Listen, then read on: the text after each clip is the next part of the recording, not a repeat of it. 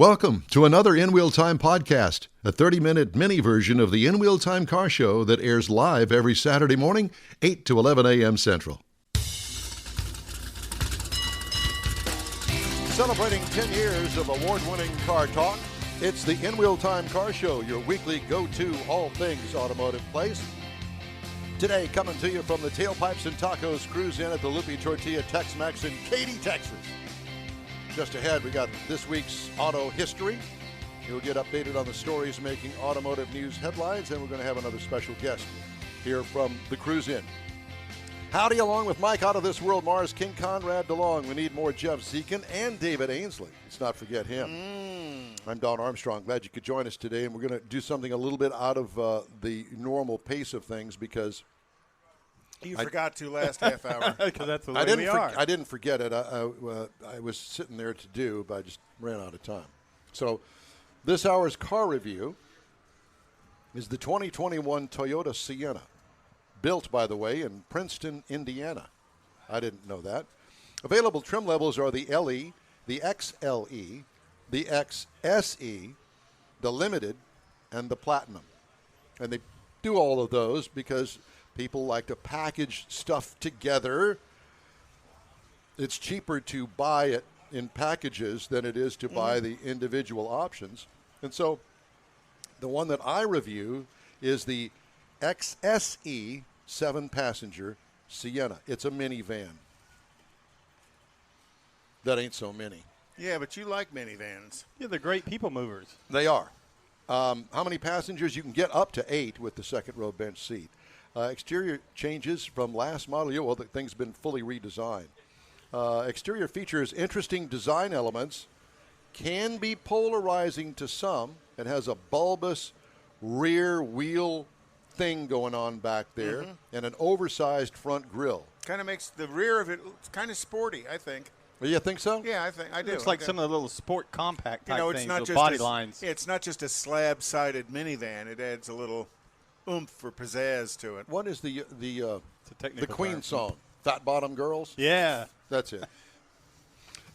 Sliding back passenger door. Send your comments to info@inwheeltime.com.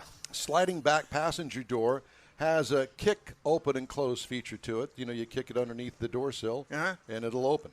That's kind of a cool thing. That's becoming more popular as well. Wide open rear hatch, so you can cram all sorts of stuff back there. What I liked about it, the utilitarian features that it has with it. What could use improvement? I got a question mark here. I don't know what it could use improvement. I don't know. I'm not the minivan expert, but I can tell you that it's got a lot of stuff on it. And it has an unbelievably loyal following. It does. Me. Oh, yeah. Right here. If you have especially younger kids and you haul them around to soccer practice, whatever it is, this is your car. Interior highlights, clean, uncluttered dash, nice color combos available in the interior, dual armrests with the center console with the storage well between the armrests. You have to see it to understand it, but at any rate. Folding middle jump seat on the second row with the captain's chairs. Cargo trunk room, big. Has massive storage well right behind, what would be the third row if you have the third row up. If you want to fold down the seats, those seats in the back fold into the storage well. Nice. What I liked about it, the open storage under the front center console. You know, that was a thing that Lexus had. They kind of invented it many, many years ago, and it's great for women's purses, but this thing is massive. You could put a suitcase underneath it. Sweet. Yeah, it is. What could use improvement? A stow-and-go system for the second and third row seats, but guess what? That's not going to happen because everything's going to go all electric, and guess where the batteries go? Down there. Yeah. Engine, all trims of the Sienna have the hybrid powertrain with Synergy drive. With two electric motors on the front wheels. Turns out 243 horsepower, and it also has a 2.5-liter inline four-cylinder engine. CVT transmission. It can tow up to 3,500 pounds. Miles per gallon, well, it's rated 36 across the board, city, highway, and combination. Wow. I got 34.1 over 361.8 miles, and not that I was a hot foot on it. And that's pretty awesome considering the size of the vehicle and its purpose. And it feels heavy. You can tell that there's batteries in it. Ride and handling, smooth and comfortable. What could use improvement? Like I said, it feels heavy. But it's going to. And it takes a little getting used to. After you come out of a car that doesn't have batteries in it, all of the battery cars feel heavy. Base trim price $42,000. Prices tested $47,544. Base model price, you can get into one of these, the stripper model, if you will, $34,460. Competitors, the Honda Odyssey for $32,000. The Toyota Highlander, now that's an SUV, but I had to throw that in there, $35,000. Or the Chrysler Pacifica, $35,820 with the stow and go seating. You know, you had me at minivan. I know you had one. Yeah. Yeah, for a lot of years, right? Yeah. With the kids. Well, no, not travel vacations. And we'll talk about that later during. We my had review. one, and we got it basically if the kids were grown. I mean, we rented one a couple of times on vacation. Yeah, that's what we did. But when we were doing the freelance work, it was great to have all the camera gear in the back. You could put plenty of room. You know, it was great. I just like them. For some reason, they worked for me. They drive great. If you wanted to rent a car and go on a road trip, if you're one of those kind of people, instead of putting the miles on your own personal car, that would be the thing to have. And they are, and you can find those at rental agencies as well. Yes, you can. Well, today they're going to be about $200 a day because rental agencies are It so depends expensive. on where you rent it from. If That's you rent true. it at the airport, it's going to cost you more than it does on a satellite lot. You might as well buy one. Well, Not quite that bad, but yeah. I was surprised. Angie rented a car last week at the Phoenix airport, and she got a Dodge Journey. Nice. $33 a day. Wow. Which blew me away Right. because about 2 weeks before that, I paid $180 a day for a Kia little Kia SUV. The Sorrento. A Sorrento, yeah, for $180 a day. I was like, hey, but Yikes. that was Oklahoma City. Yep. And they had Well, no there you cars, go. yeah. They saw you coming. But still, the Sienna's got just a rabidly loyal family of customers that just buy it over and over and over again. So When we get to mine, we'll talk about that. Mine's very cool. All right, Mr. Mars, your turn. You know, we watched that. They're very popular. We watched the C10 roll in earlier, and I think he's the only one here today. But so joining us now is Joh Bierman, and that is his 70 model. Oh, my God, no relationship to Craig Bierman. I didn't ask. hope. I was. He doesn't have a microphone. Oh, my. Try that again. Say that. Not that I know of. Okay. well, good for you. That's good. Yeah. That's a good thing. So you're not really weird. You just might be slightly weird. Well, you know, it took me a while to meet Craig. Okay. Do you know Craig? Yes. So you have met. Yeah, I have met him and his son Rob. Yep. And he's actually done a couple pieces on my truck. The And- best chrome in town. The best chrome in the country. I'm sorry. But Well, yeah, that's what they say. Yeah. You know, and but he did a great job, and actually, even though I'm not related, I got just a little break. So Did you? A just- name break. that's Name right. break. Exactly. Just someplace back down the line, there's bound to be a tie. Somewhere. Family So what tie. year is that C10? Well, it's a 70. It's a 70 model C10. Yep.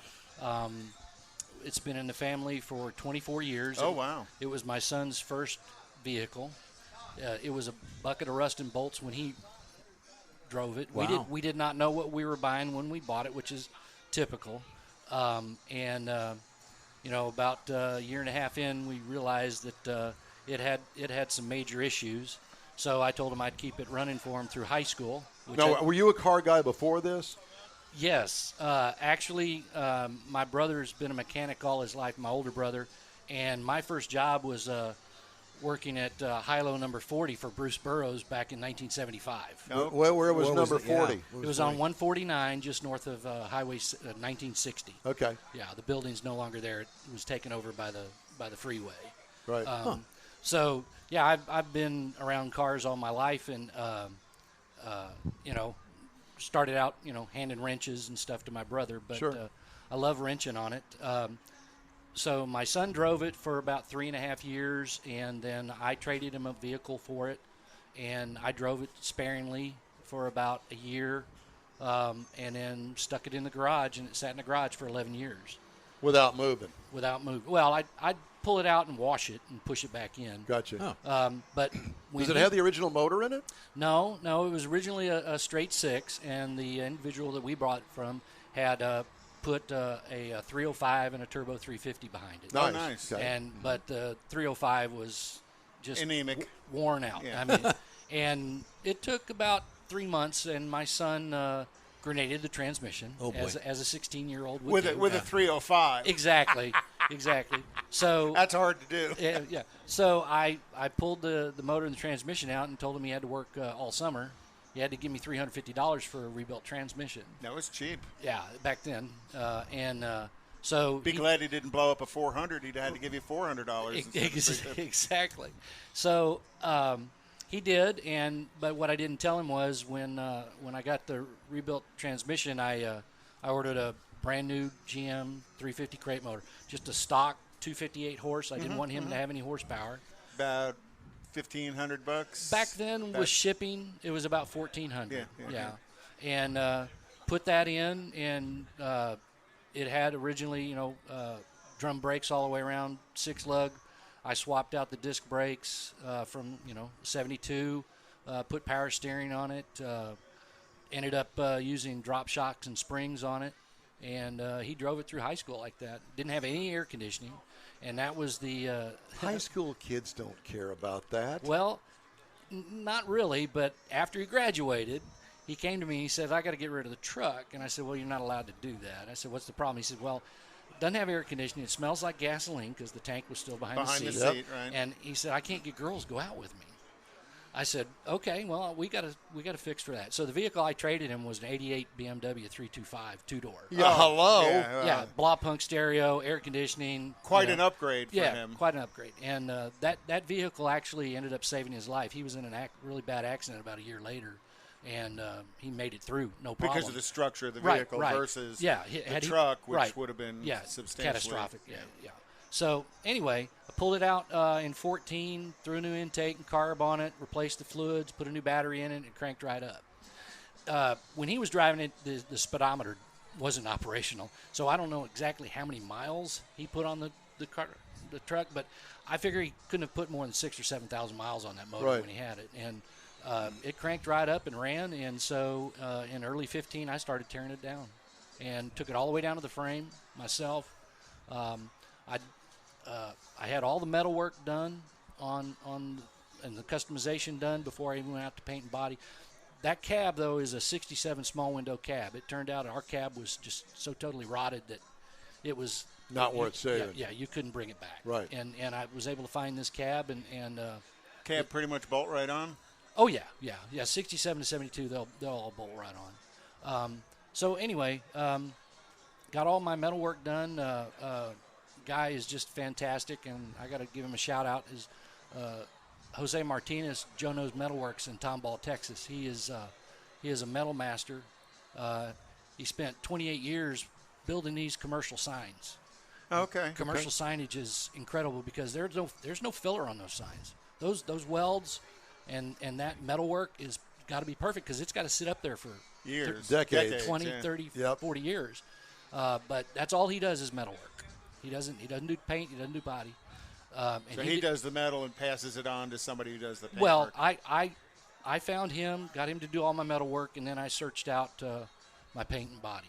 And well, the truck's gorgeous. Everybody, thank you. It turned everybody's head when you drove in. Well, it's got a lot of custom touches. I wanted something that looked classic but had a lot of pizzazz, different stuff on it. Mm-hmm. Of course, when I was trying to pick out a color, I wanted Chevy red. Like the 55 and the Camaro over there. Pull me over red. Right, exactly. And my wife said, no, you can't do that. Every Chevy truck's red. And so that color is actually Kindigit Cool Clay. Because it's a gray, but there's no metallic. That's correct. Or at least from where I was looking, it didn't look like there was any flake in it. There's no flake in it whatsoever. However, it doesn't blend. So when you have an issue, you got the whole panel. Oh my gosh! Yeah. Because I did have an issue doing the build and had to have the whole left rear fender repainted. So did you buy it from Kindigit? I actually saw they did a 55 two-door post in these colors before the show went into production.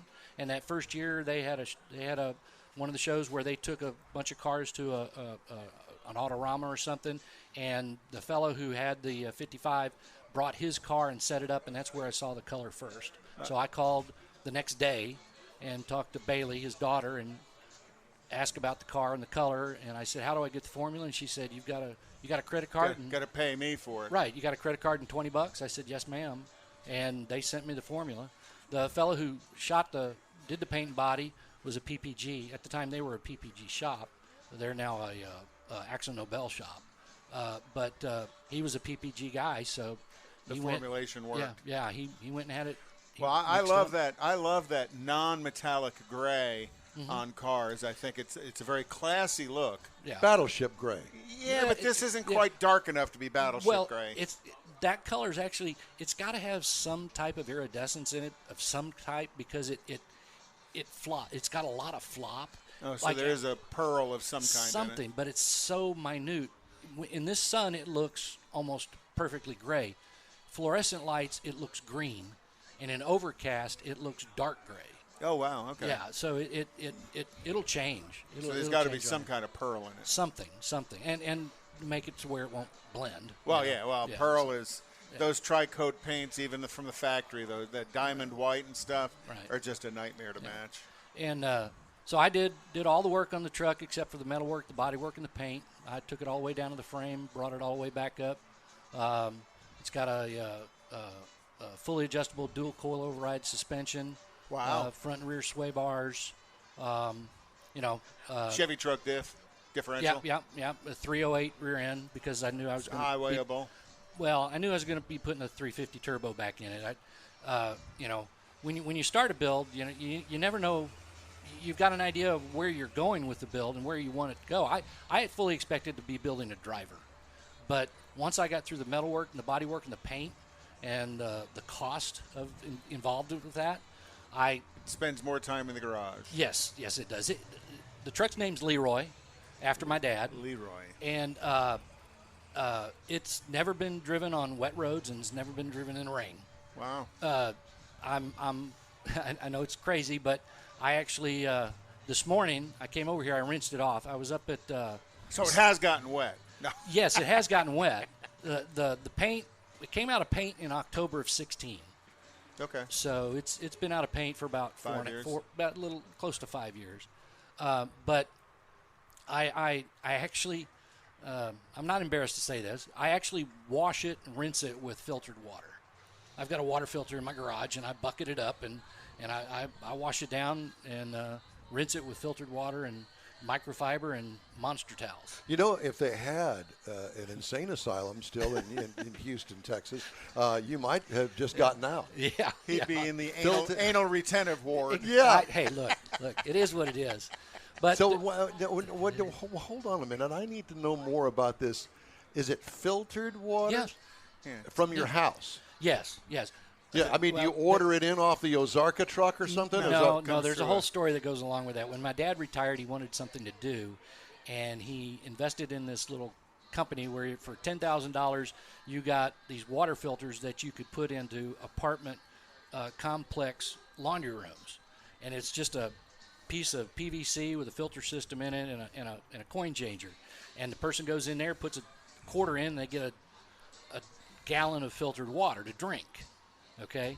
Well, when he passed away, he had like 23 of these things in a storage bin, and we had no idea he had 7 of them installed. We had no idea where they were. He never told us what apartment complexes they were in.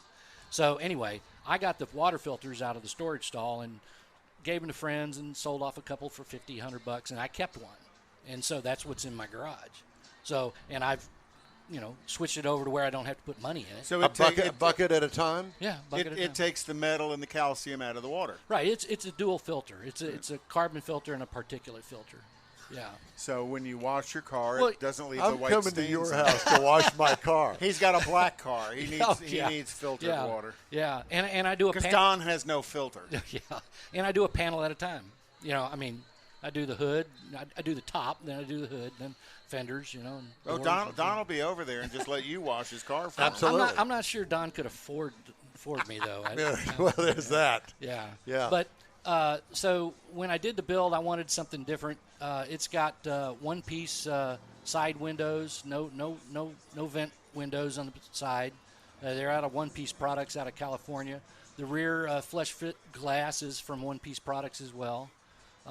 It's got there are no side mirrors. It's got the small window, and I can tell you, backing the thing up is horrible. Have you And thought about nerve-wracking. throwing some cameras on it? No. 'Cause they make some pretty hideaway camera systems now that actually just reflect in the rearview mirror. And you can kind of put them in like the tail light area, and nobody really notices them. No, the only problem I have really is backing it in the garage because I've got single doors. Oh yeah. But I've learned how to do that. You have mirror scrapers. Well, I don't have mirrors. So, but the tailgate's all been smooth. There's no chains back there, hidden latches. The fuel tank's been moved from the cab to the back. The fuel filler is in the left rear side marker. It's got a hinge. You swing it out. Oh, Did you cool do is all that? that work yourself? Well, the fuel filler, a fella actually in Cyprus came up with that on the 67-72 Chevy truck form about 13 years ago. Well, what a great idea that is, because it Yeah. takes that door Exactly. or fill cap Right. off the fender. And gets the gas out of the cab. Yeah. But, I just had to have my guy, had to have the little tabs welded on the inside.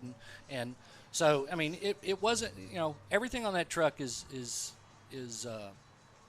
custom to a point, but I never seem to do things the way the instructions tell me to, I mean. But that's the fun of it. Yeah, And that's what makes the exactly. car unique. Right. Yeah. Right. It's got vintage air, and it's also got Trick Manufacturing Altman door latches. The door latches you've seen on hot rods for years. The thing about those types of trucks is if you see one, try to close the door. I mean, you've got to slam it. Yeah. But with those Trick Altman latches, you just and click and it closes. Nice. Because it was a truck. It wasn't supposed to be some exactly. fancy show car. Yeah. If you were to sell that truck today, what would you ask for it? You ever thought about that? No. Do you have it insured? Yes. Yeah. Haggerty? No, actually Grundy. Grundy? Yeah. And so you have a declared value of the car? Yeah. And now that was done in the spring of 17. I need to have it. Upgraded, reappraised. right. Yeah. Have But you ever brought it out to Lone Star Throwdown up in Conroe? actually, in 2020, Leroy took top 50 out of Lone Star Throwdown. Looking at the truck and hearing all the upgrades you've done to it, that's definitely a worthy top 50 truck at Lone Star Throwdown. I went. There's a C10 show up in Waxahachie every year called Big. C10s in the Park. Big show. I actually, excuse me, back up. I took top 100 at Lone Star Throwdown. I took top 50 at C10s in the Park. Moving up, huh? Well, you'd think so, but it's all subjective. I was at C10 Nationals at the Texas Motor Speedway in May, and lots of trucks, and the judges were very, very, very, very tough. And much more so than I Expected. But they came by Friday and judged Friday morning, came back Friday afternoon and judged again, and then came back Saturday morning. And one of the judges was very, very nice, and he actually pulled me aside after they were done and said, look, you got a very nice truck. There are some things you need to address, and here are a couple things that you Lucky could, you that you Yeah. found a judge to do that. Oh, yeah. Because a lot of times they don't tell you. Yeah, exactly. And then it's you wonder why. And Right. But there were so many beautiful trucks up there. It was just unbelievable. Well, and because of COVID, I mean, everybody's been shut in, and that's what happened at Lone Star Throwdown this year. The quality of vehicles at Lone Star Throwdown was just phenomenal. Now, that's a totally different type of show. Right. I mean, because it's everything. It's high, drop, low, lock, And so, so I've got a laundry list of things I need to get accomplished. C10s in the Park is coming up in September, and so I've got now to the middle of September to get those done. Because it sounds like the truck gets judged often enough, do you find the same judges looking at the truck over time? Well, so it's very subjective. The guys at the Lone Star Throwdown. That's the the same. drive-through judging. Yeah. Right, that's the the same drive-through. guys every year. Same guys every year, and basically a lot of those guys are also at Autorama, right? What is it, ISCA? ISCA, Yeah. International Show Car Association. Right. I was in that for a while. Yeah. Dumb me, because I had no clue what I was getting myself into. We're talking about $1 million cars I was up against. Yeah. No, not me. No. Yeah. Sticker looked good, though, on the car. At C10s in the park, it's the vendors.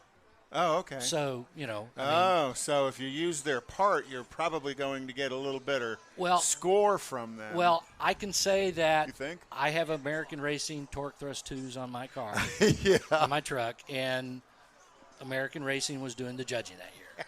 But not all. Brilliant. But not all. I didn't know that. I know you planned that ahead of time. But not all of the vehicles did that. I mean, and I've talked to the guy a couple of times since, because I see him at other shows and everything. Now the judging at C10 Nationals was good guys level. These guys, that's good. These guys, critical eye, but critical of everything. Yes. They're looking at that transition spot of fender to under hood and looking for that variation in the paint, because they have that kind of an eye of what they're looking at. Where was the good guys held at? It was at Texas Motor Speedway. It was May 14, 15. Yeah, something like that. Hey, man, thanks so much for stopping by. Really thank beautiful you truck. Oh, beautiful truck. It really is. All right, time now for a quick break here on the In Wheel Time Show. We'll be right back. Whether you own a newer car or want to keep your older one humming along for a while longer, think of Bayway Chrysler Dodge Jeep Ram, Bayway Chevy, and Bayway Lincoln to keep things in tip-top shape. From oil changes to major repairs, you can depend on the highly skilled service pros at Bayway Chrysler Dodge Jeep Ram, Bayway Chevrolet, and Bayway Lincoln to perform fast, efficient service to keep your investment running strong. For all your service needs, remember Bayway. Schedule your next appointment online anytime. Bayway, keeping it original. Tailpipes and Tacos, Houston's premier monthly car cruise-in, returns Saturday, August 21st at 2 Loopy Tortilla Mexican restaurants in Katy and inside the Loop on the Southwest Freeway near Kirby. Tailpipes and Tacos is free and everyone is invited.